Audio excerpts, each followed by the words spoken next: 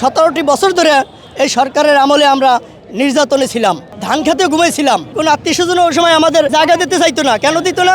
যে তোমরা বিএমপি করো, তোমাদের জন্য আমাদেরও মামলা দিব, আমাদেরও ঝামেলা করবো, তাহলে আমরা ঝামেলা পাবো, তোমরা একটু সইরে থাকো। ঈদের চেতেও আমাদের আজকে খুবই আনন্দ লাগতেছে। আমরা পালিয়ে থাকতাম, যখন ওরা চলে যেত তারপরে আমরা বেরিয়ে আসতাম। তারপরে আমাদের আন্দোলন সংগ্রাম ইনশাল্লাহ থামিয়ে রাখতে পারে নাই, আর পারবেও না। এটা হলো আমাদের প্রত্যাশা।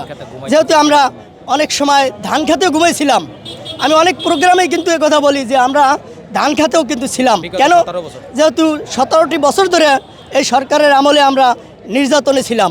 সেই নির্যাতন থেকে এখন মোটামুটি আমরা একটু সুস্থ হয়েছি। তবে এর চাইতে আরও সুস্থ হব যদি আমাদের একটা গণতন্ত্র ফিরে আসে, সুন্দর একটা নির্বাচন হয়।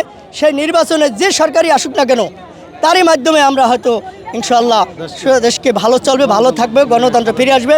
এটাই হলো আমার প্রত্যাশা। আগামীতে ইনশাল্লাহ আমাদের যে এই ম্যাডাম আসতেছে এবং ওই দুই বোন আসতেছে, তারা রাজনীতিতে যেন হাল ধরতে পারে, সক্রিয় হইতে পারে, সেজন্য আমরা খুবই মানে আশাবাদী। এটাই হলো আমাদের প্রত্যাশা।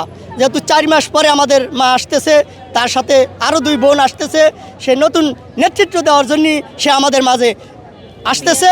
সেজন্য আমরা বিভিন্ন দেশ থেকে, বিভিন্ন এলাকার থেকে আমরা এখানে এসেছি। ঈদের চেতেও আমাদের আজকে খুবই আনন্দ লাগতেছে। জি, এটা আমি নিজেই তৈরি করেছি। এটা আমি যেহেতু মামলা ছিল, অনেক অনেক ঝামেলা, মানে নির্যাতনে ছিলাম।